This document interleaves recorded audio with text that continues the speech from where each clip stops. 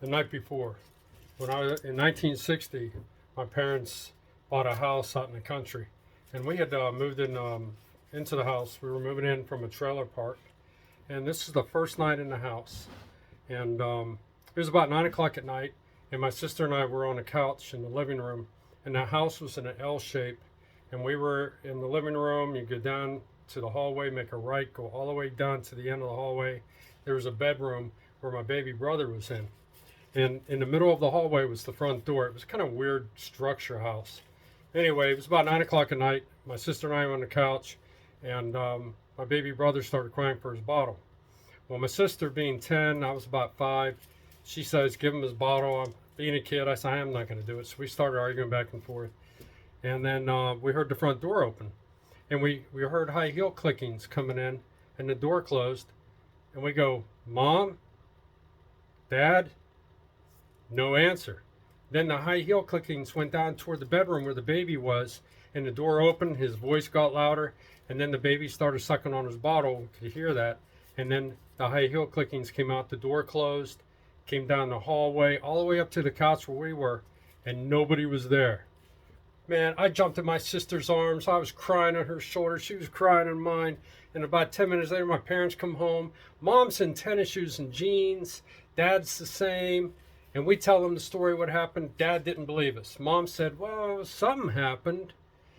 But that was my first time interacting with that which is unseen. We call it the spiritual world. Some call it metaphysical. Others call it ghosts. Who knows? But I do know one thing.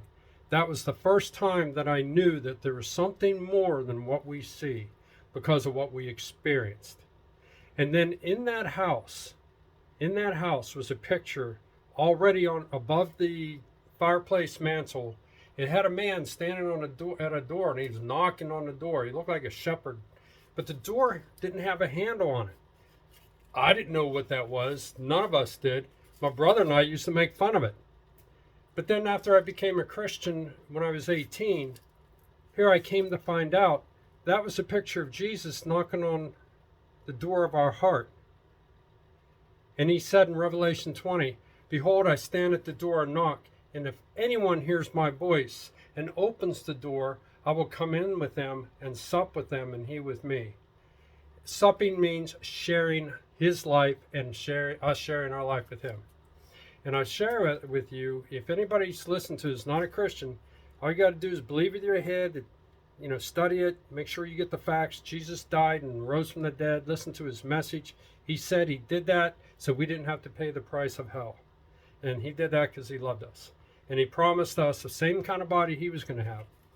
And so if you haven't asked Christ into your heart, a lot of people believe here in church, but they haven't opened this up. And that's going to be another segment. I'm going to talk about Ouija boards and crystal balls and mediums.